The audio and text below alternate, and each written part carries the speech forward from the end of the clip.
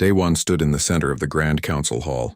Above him, 47 different species sat in their special seats looking down at the human ambassador. The chamber was huge, built to make visitors feel small. It had worked on many species before, but not on humans. He had been coming to this place for 12 years. 12 years of smiling, nodding, and watching his people give everything, while receiving almost nothing in return. Today that would end. Chairman Vextar clicked his claws against the metal armrest. The sound echoed through the silent hall. His reptilian eyes stared at Daewon with something that looked like boredom. Next to him, Trade Coordinator Thelmara's insect wings buzzed softly. She was counting her profits, Daewon knew. Profits made from cheating humans on every trade deal. The proposal on the table was simple. Humanity would increase its contributions by 40%. In exchange, humanity would get nothing. No extra voting power. No better trade terms. Nothing. Daewon looked at the document on his data pad. Behind him, Bora shifted her weight. The former fleet commander was his military liaison. She had warned him this moment would come. The council had grown too comfortable. They thought humans would accept anything. He cleared his throat and began to speak. Chairman Vextar honored council members. Humanity cannot accept this proposal. Vextar's eyes narrowed. Cannot or will not? Both, Daewon said calmly. We already contribute more resources than any 3 council members combined. We defend 27 positions along the outer rim. We provide medical technology that saves millions of lives each year. We share our ship designs, our defense systems, our agricultural methods. And yet, when we ask for fair representation, we are told to be grateful for our membership. Thelmara's wings buzzed louder. Humans are young. You have been members for only 32 years. Many of us have served for centuries. You should prove your loyalty before demanding equality. Daewon smiled. It was not a friendly smile. Prove our loyalty? We have lost 15,000 soldiers defending your territories. Our merchant ships deliver food to your colonies at below cost. Our engineers maintain systems on 40 different worlds. What more proof do you need? Defense Minister Krillian ruffled his feathers. The bird-like alien looked uncomfortable. The ambassador raises good points. Perhaps we should discuss modifications to the proposal. Silence, Vextar snapped. The proposal stands. Ambassador Daewon, you will accept these terms, or humanity's voting privileges will be suspended. The hall went quiet. Every species representative watched Daewon. Some looked curious. Others looked pleased. They all expected him to back down. Humans always back down. Bora leaned forward and whispered in his ear. The fleets are ready. Earth supports whatever decision you make. Daewon nodded. He had hoped it would not come to this. But hope was not a strategy. He touched his data pad, sending a signal to Earth. The response came back in 3 seconds. One word, approved. He looked up at Vextar. Very well. I have consulted with my government. Humanity formally withdraws from these negotiations. Furthermore, we are suspending our council membership pending a complete review of our relationship with this body. The reaction was immediate. Representatives began talking at once. Some laughed. Others looked shocked. Vextar's tail lashed back and forth. You cannot do this, the chairman hissed. We can and we are, Daewon replied. Effective immediately, all human military forces are being recalled from council territories. All trade agreements will be reviewed. All technology licenses will expire according to their terms and will not be renewed. Human embassies will reduce to minimal staff within 48 hours. Thelmara stood up, her wings spreading wide. This is blackmail. You are trying to force us to give you special treatment. No, Daewon said quietly. We are simply leaving. You have made it clear that our contributions are expected but not valued. We choose to contribute our resources elsewhere. Vextar slammed his claw on the armrest. You are bluffing. You need the council. Where else will you trade? Who else will protect your colonies? Daewon gathered his materials. Bora was already walking toward the exit. He paused at the door and looked back at the chairman. Chairman, with respect, you have that backwards. Humanity will be fine. The question is whether the council will be fine without humanity. He walked out. Behind him, the council erupted into chaos. Representatives shouted at each other. Some demanded he be stopped. Others called for emergency votes. Vextar tried to restore order, but no one was listening anymore. In the corridor outside, Bora smiled. That went well. Daewon nodded. Send the recall orders. I want every human ship out of Council space within 1 week. Already done, Bora said. The first ship started moving 10 minutes ago. They walked toward the human embassy. Around them, alien diplomats rushed past, trying to figure out what had just happened. None of them believed humanity would really leave. They thought this was a negotiating trick. They would learn soon enough. Humanity was done being taken for granted. 48 hours after Day One walked out of the council hall, the first human transport ships began lifting off from Nexus Prime. The human embassy was nearly empty. Only a small crew remained to handle final paperwork. Everything else was being packed and loaded. Bora stood in the command center watching displays showing human fleet movements across the galaxy. 27 defensive positions, hundreds of ships, thousands of personnel, all coming home. Sector 7 reports all ships departing on schedule, an officer said. Sector 12 is ahead of schedule. They were ready to leave. Bora was not surprised. The fleet commanders had been unhappy for years. They had watched council ships hide behind human shields while taking credit for victories. They had seen human soldiers die protecting aliens who called them primitive. Now they were finally going home. On Earth, Prime Minister Jiwoo sat in an emergency cabinet meeting. Half the room wanted to negotiate. The other half wanted to stay firm. Jiwoo listened to them argue for an hour before raising her hand for silence. The decision is made, she said. We are leaving. The council had 32 years to treat us fairly. They chose not to. But the economic impact, one minister protested, will be minimal, said Young-Soo, the economic analyst. He pushed a data pad across the table. I have run the numbers. Council trade represents only 18% of our total economy. We can replace it within 6 months. But the council cannot replace us. Explain, Jiwoo said. Young-Soo pulled up charts and graphs. Council members import 64% of their medical supplies from us. 49% of their food comes from human agricultural worlds. Their logistics networks depend on our ships and coordination systems. We maintain power grids on 17 council worlds. Without us, they face immediate shortages in essential goods. The room went quiet. One minister finally spoke. They do not know this? They know, Young-Soo said. They just think we are too weak to leave. They think we need them more than they need us. Jiwoo smiled. They are about to learn otherwise. Back on Nexus Prime, the council was in chaos. Emergency meetings were called every few hours. Each one accomplished nothing. Chairman Vextar insisted the humans were bluffing. He sent 3 different delegations to the human embassy. All 3 were politely turned away. Day One met with the 3rd delegation in a bare room. Most of the furniture was already gone. He did not offer them seats. The chairman wishes to discuss modifications to the proposal, the lead delegate said. She was a diplomat from one of the smaller species. She looked nervous. There is nothing to discuss, Day One replied. But surely we can reach a compromise. Perhaps a 30% increase instead of 40? Day One shook his head. You misunderstand. We are not negotiating. We are leaving.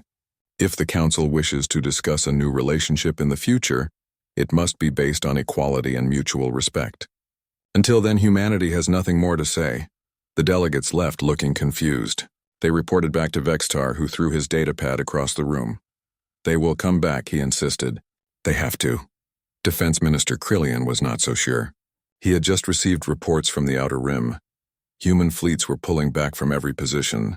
Already, pirates were becoming bolder. 3 merchant ships had been attacked in areas that had been safe for years. We need to send our own ships, he said at the next council meeting. Do it, Vextar ordered. Krillian sent the orders. 2 days later, he received responses from fleet commanders. They could not deploy. Their ships were designed to work with human technology. Their crews were trained using human methods. Without human support systems, they could barely leave port. Krillian stared at the reports. How had this happened? When had the council become so dependent? Meanwhile, trade coordinator Thelmara was having her own crisis. Human merchants were closing their shops. Trade posts were being abandoned. Contracts were being canceled according to their terms. She tried to find replacement suppliers. None existed. Humans had been providing goods at 20 to 30% below market value. No other species would match those prices.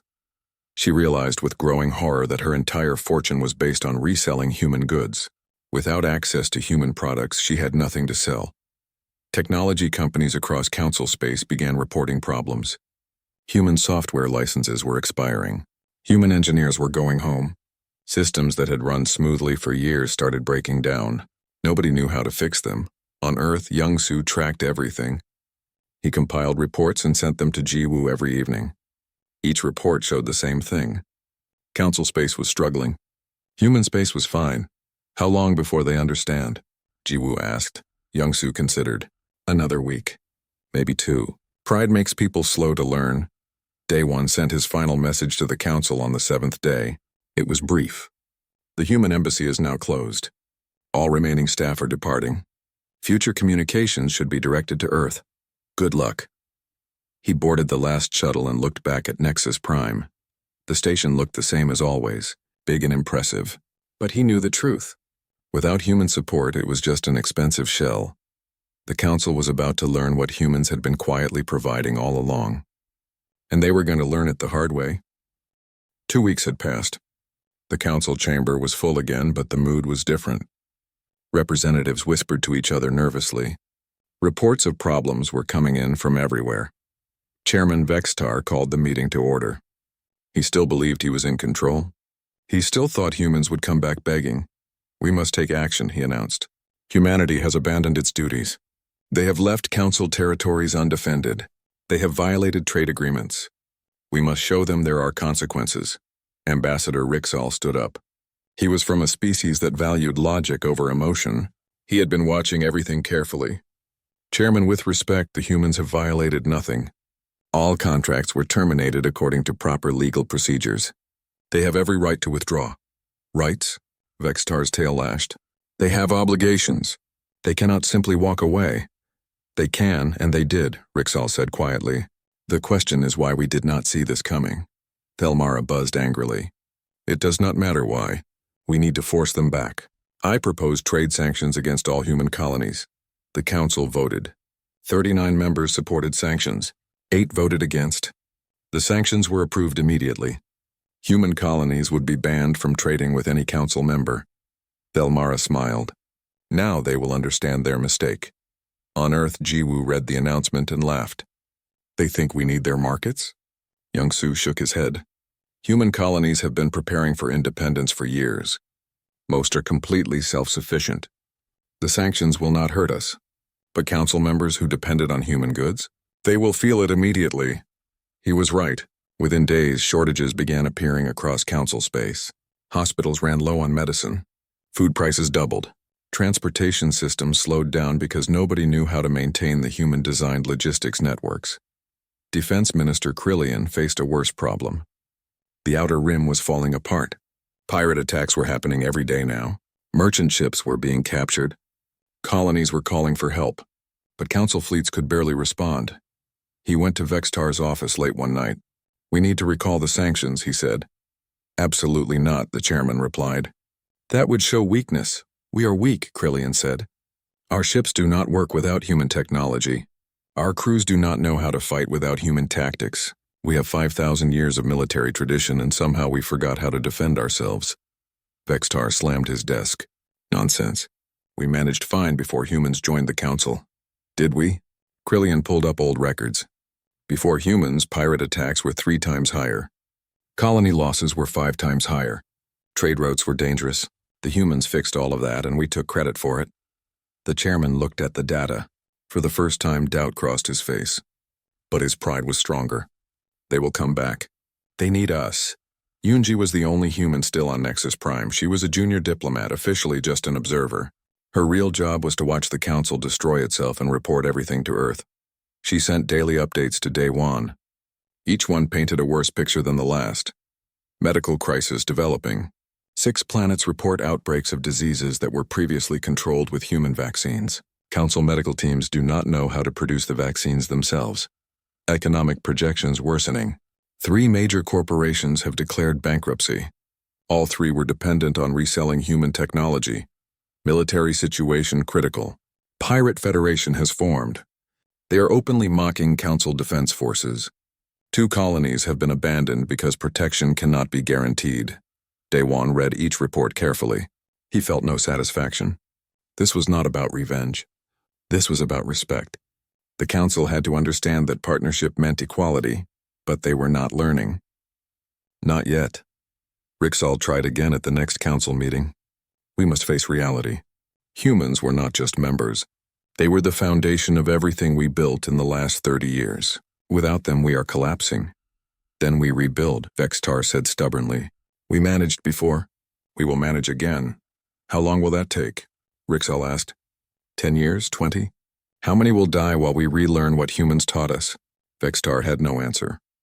That night, Rixall sent a secret message to Daewon. It was brief. Some of us understand. We need time to build support. Can humanity be patient? Daewon replied. We can be patient, but we will not be disrespected again.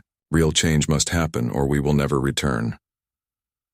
3 more species requested permission to open trade talks directly with human colonies. The council denied all requests. More sanctions were threatened. Thelmara was still in denial.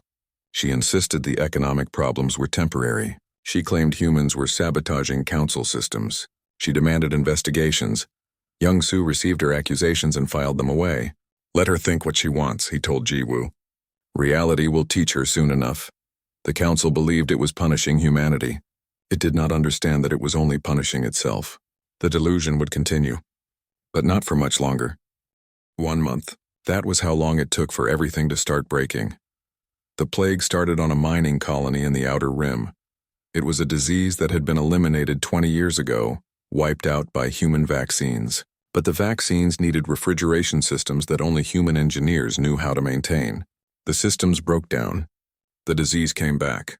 Within a week, it had spread to 3 more colonies. Within 2 weeks, it reached Nexus Prime itself. The Council's medical teams tried everything they knew. Nothing worked.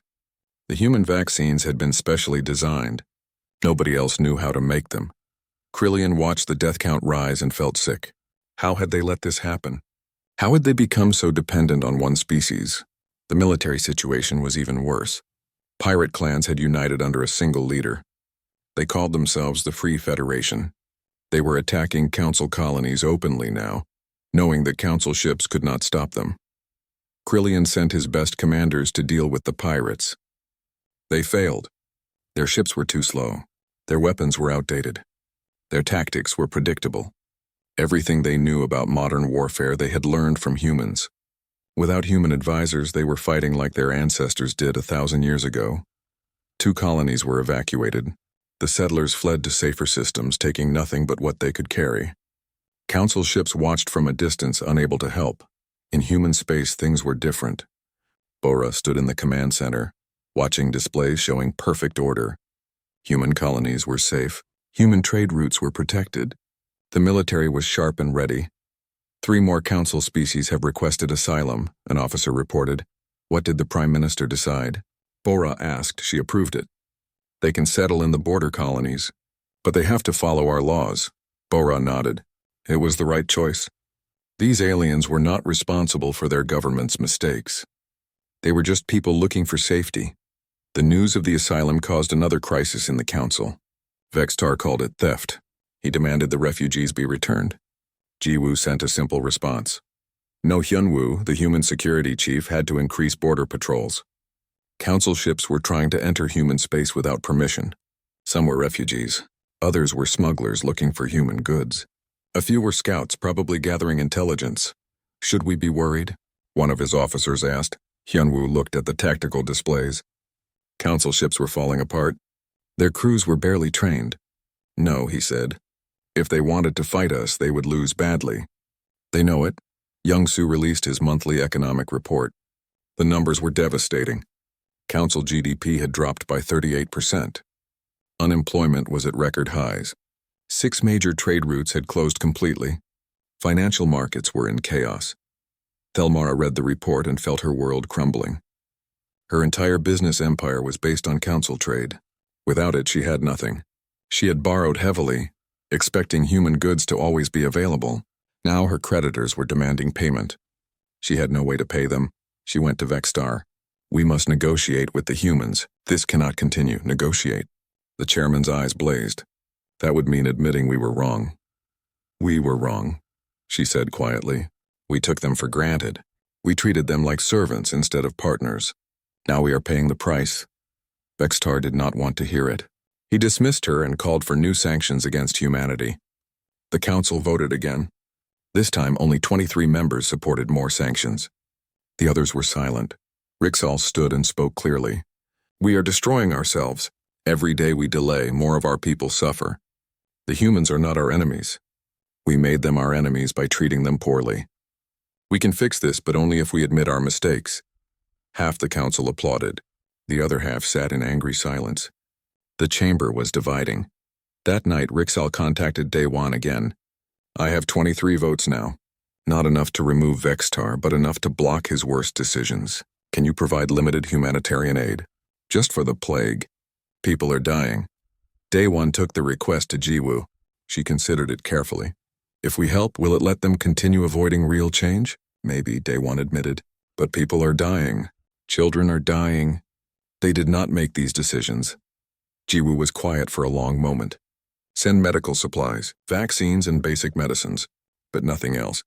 And make it clear this is temporary humanitarian aid, not a return to the old relationship." "What about payment?" Day-Wan asked. "No payment," Jiwoo said. "This is a gift. Let them understand the difference between partners and enemies. Partners help even when they are angry." The first human medical ship arrived at a plague-stricken colony 3 days later. The settlers cheered. The council officials looked embarrassed. The human crew delivered the vaccines, showed local doctors how to use them, and left without asking for anything. On Nexus Prime, representatives watched the news broadcasts. Some felt gratitude. Others felt shame. Vextar felt rage. "They are trying to make us look bad," he said. But everyone could see the truth. Humans were helping even when they had every reason not to. The council looked smaller and meaner with each passing day.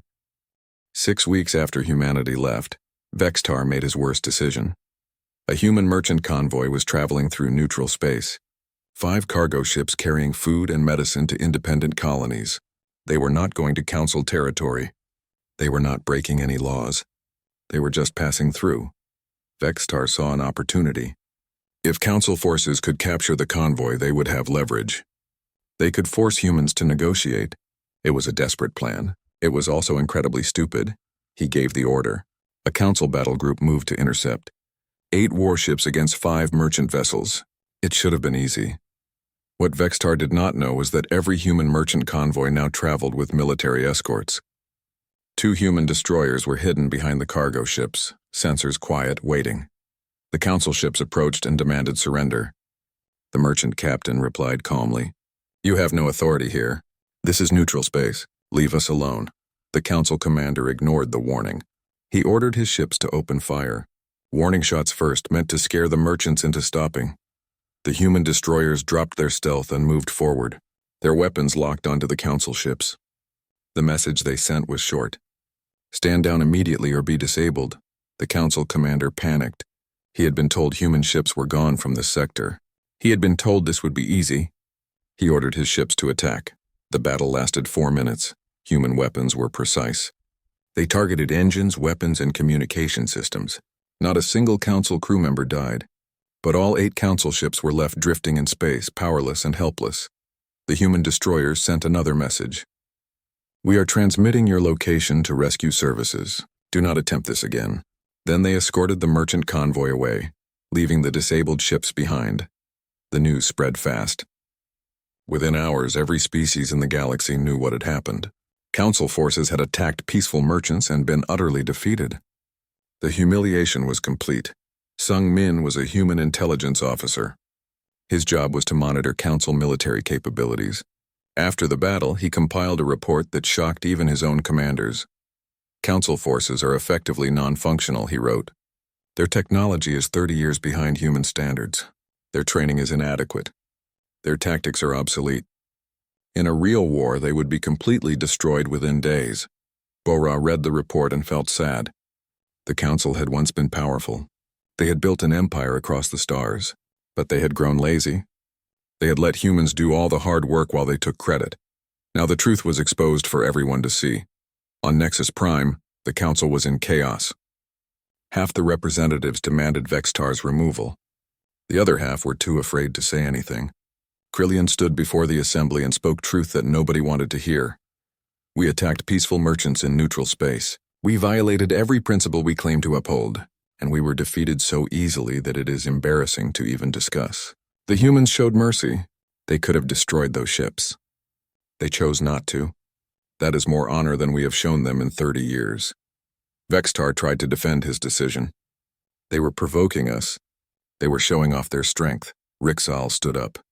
They were traveling to independent colonies. We attacked them. There is no other way to see this. We are the aggressors. We are the ones who broke the peace. The Council propaganda networks tried to spin the story. They claimed humans had ambushed Council ships. They said it was unprovoked aggression, but nobody believed it. The combat recordings had already been leaked. Everyone could see what really happened. 3 more Council worlds declared they were leaving the Alliance. They applied for association with human space instead. They would rather be independent and trade with humans than stay in a council that was falling apart. Thelmara's business finally collapsed completely. Her creditors seized everything. She went from being one of the richest beings in the galaxy to having nothing. She sat in her empty office and realized how foolish she had been. She had built her fortune by exploiting humans. Now that foundation was gone. The plague was spreading again. The medical supplies humans had sent were running out. More people were dying. Systems were failing faster than they could be repaired. Pirate attacks were increasing every day. Rixal led a delegation to the edge of human space. He sent a message requesting a meeting. Not a negotiation. Not a demand. Just a request. Jiwoo agreed to meet them at a neutral station. She brought Daewon and Youngsu. No military personnel. No weapons. Just 3 humans sitting across a table from 5 desperate council representatives. Rixal spoke first. We need help. Not trade. Not partnership. Just basic humanitarian assistance. Our people are dying. Our colonies are failing. We cannot continue like this. Jiwoo listened carefully. What about Vextar? We are removing him from power. It will take another week to complete the process legally. But he is done, and after he is gone? Jiwoo asked. Will the council learn? Or will you just find another chairman who treats us the same way? Rixal was quiet for a moment. We have learned. The hard way. We took you for granted. We exploited your generosity. We treated you like servants instead of equals. We were wrong. Completely wrong, Jiwoo nodded slowly. I can provide emergency aid, food, medicine, basic supplies. But there are conditions. Name them. Complete reform of council governance. Proportional voting based on contribution. Transparent accounting. Equal representation, and a formal apology to humanity for 30 years of exploitation. Rixal did not hesitate. Agreed, all of it. Whatever it takes. 10 weeks after humanity withdrew, Vextar was removed from power. The vote was not even close. 41 representatives voted for his removal. Only 6 stood with him. The once powerful chairman left the council chamber in disgrace, his tail dragging on the floor. Rixal became interim chairman. His first act was to call for a complete audit of council operations. The results were devastating. Youngsu and a team of independent analysts were invited to help. They spent 2 weeks reviewing every system, every trade agreement, every military operation. What they found shocked even them. Humanity had been providing 72% of council defense capabilities, 68% of medical technology, 54% of food production, 49% of infrastructure maintenance. The list went on and on. Worse, the audit revealed systematic fraud. Thelmara and others had been marking up human goods by 300% and keeping the profits. They had been claiming credit for human innovations. They had been charging council members for services that humans provided for free. Misun was a human legal expert. She reviewed the contracts and found dozens of violations. Humans had been cheated repeatedly, their goodwill exploited at every turn. Rixal released all the findings publicly. He did not hide anything. The galaxy needed to see what had happened. The reaction was immediate. Protests erupted on council worlds. Citizens were angry that their leaders had been so foolish. They were embarrassed that their entire society had been built on human generosity, while they treated humans like second-class members. Criminal charges were filed against Thelmara and 17 other officials. They had stolen from humans and from their own people. The courts worked quickly. Most were convicted within weeks. Krillian stood before the council and gave a speech that would be remembered for generations. We told ourselves we were superior. We told ourselves humans were lucky to be here. We were wrong. Humans were not lucky to join us. We were lucky they stayed as long as they did. He detailed every instance of human contribution, every battle fought, every life saved, every innovation shared. The numbers were staggering. For 32 years, humans had been the foundation of everything good about the Council, and the Council had treated them with contempt. We owe them more than we can ever repay, Krillian said.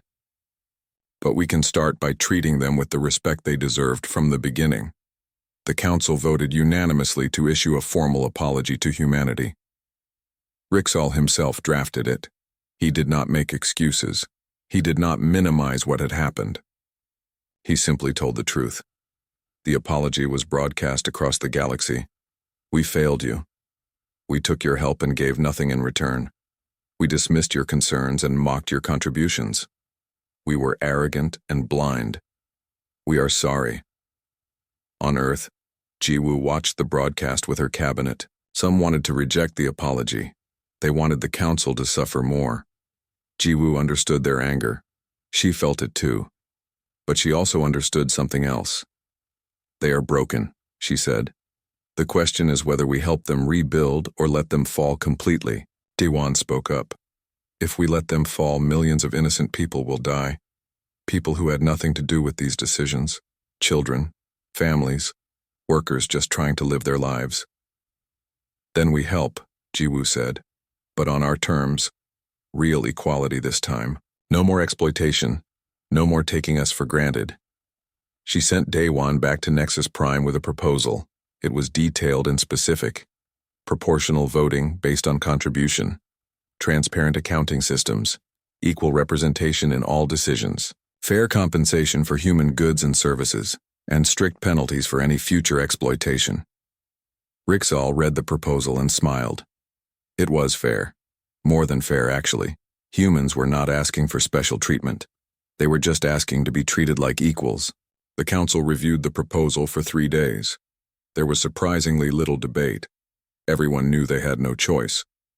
More importantly, most of them genuinely wanted to do better.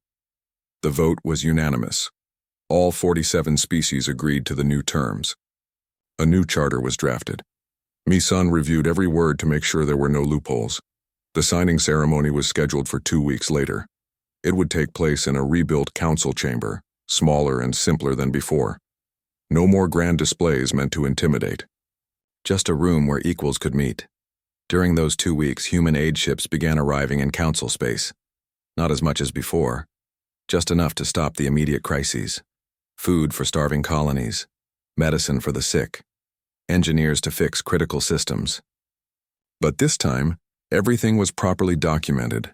Every delivery was logged. Every service was recorded. Humans would never again work without recognition. Bora coordinated the military response to the pirate threat. Human ships did not do all the work this time. Instead, human officers trained council forces properly. They shared tactics and strategies. They worked together as actual partners. It was slower than before, less efficient, but it was sustainable. Council forces were learning to stand on their own. Chuunji, who had watched the entire collapse from inside Nexus Prime, sent her final report to Daewon. The change is real. People here are different. They understand now. Not all of them, but enough. They know what they almost lost. Daewon read her words and felt cautiously optimistic. Maybe this would work. Maybe the Council could become what it should have been from the start, a real alliance of equals. The signing ceremony was approaching. Humanity would rejoin the Council, but everything would be different. Both sides had learned hard lessons. Now it was time to build something better. 3 months after humanity had walked away, Daewon stood in the Council chamber again. But everything was different. The chamber itself was smaller. The seats were arranged in a circle instead of looking down from above. There were no grand displays of power. Just a simple room where equals could meet and talk. Representatives from all 47 species sat together. Rixal stood at the center holding the new charter. It was a thick document carefully written to ensure fairness for everyone. "Today we begin again," Rixal said. "Not as masters and servants, not as superior and inferior, but as equals working toward common goals."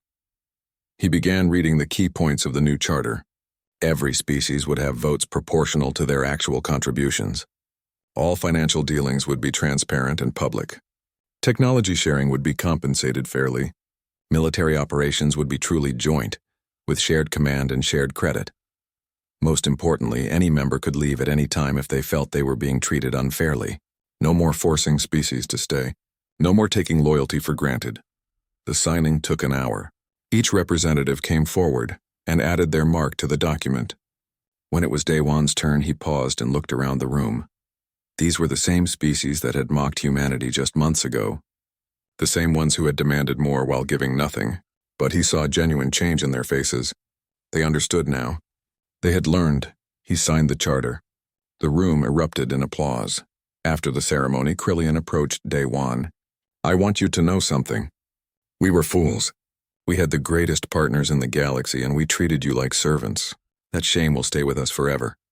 Daewon nodded. "What matters now is what we build together. The past is done. Let us make sure the future is better." On Earth, Jiwoo addressed the Global Assembly. "The Council has reformed. They have met our conditions. We are rejoining, but carefully. We will watch. We will verify. And if they ever treat us poorly again, we will leave immediately." The Assembly voted to approve the new partnership. The vote was not unanimous. Some humans remained angry. They wanted nothing to do with the Council. Jiwoo understood their feelings. Trust had been broken. It would take years to fully repair, but she believed in giving second chances. Not because the Council deserved it, because it was the right thing to do. Bora began working with Council military commanders to rebuild their defense forces. This time the training was real. No shortcuts. No letting Council forces rely entirely on human technology. They needed to be capable on their own. "It will take years," she told Jiwoo. "Maybe decades, but they are learning. And they are trying." Young-Soo established the new economic monitoring system. Every transaction was tracked. Every contribution was measured. The data was public. Anyone could verify that the system was fair. He discovered something interesting in the first month. When you paid humans fairly for their work, they worked even harder. When you treated them with respect, they gave more than required. The Council was getting better results than before, even though they were paying proper prices now. "Turns out goodwill is not free," he told his team. "It has to be earned." The Council forgot that. Now they are learning it again. A young human diplomat named Haewon joined the Council staff. She had not been part of the old system. She represented the new generation. For her, the Council was a place of opportunity, not exploitation. She worked with young representatives from other species. They had all grown up hearing stories about how the Council had failed. They were determined to do better. In the Outer Rim, the pirate threat was being dealt with properly. Joint task forces with mixed crews patrolled the trade routes. Humans taught tactics. Council members provided ships and personnel. Together they were stronger than either could be alone. The pirates learned quickly. Attacking Council space was no longer easy. The defenses were real now. 6 months after humanity rejoined, the first joint infrastructure project began. A new space station would be built on the border between human and Council space. It would serve as a symbol of the new partnership.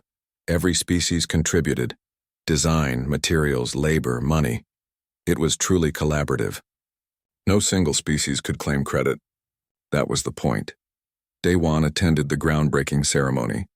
He stood next to Rixal and watched as the first construction ships began their work. "Was it worth it?" Rixal asked quietly, walking away, letting us fall, making us learn the hard way. Daewon thought about it. "Yes, if we had stayed and accepted your terms, nothing would have changed. You would have kept exploiting us. We would have kept resenting you. Eventually, it would have ended worse than this." Rixal nodded. "We needed to see what we were losing. We needed to understand your value. I wish we had learned it without the pain, but at least we learned." They watched the construction continue. The station would take 3 years to complete. It would be the first of many joint projects. The council was recovering slowly. Trade was improving. Colonies were stable. The plague was under control. It was not perfect. There were still problems. Still disagreements. Still species that resented the changes. But the foundation was solid now, built on respect instead of exploitation, built on equality instead of hierarchy. Day 1 returned to Earth for a brief visit. Jiwoo asked him how things were going. Better, he said. Not perfect, but better. They treat us like partners now. Like equals. It feels different. Good, Jiwoo said. That is all we ever wanted. Not special treatment. Just fairness. News spread across the galaxy about the reformed council. Other species that had been considering joining now applied. They were attracted by the fairness of the new system. The transparency, the equality. The council began growing again. But this time growth was healthy. Based on mutual benefit instead of exploitation, humanity had withdrawn from peace talks and left the council to collapse. It had been a painful lesson for everyone. But from that pain came something better. A real partnership. A true alliance. And maybe finally a council worth belonging to.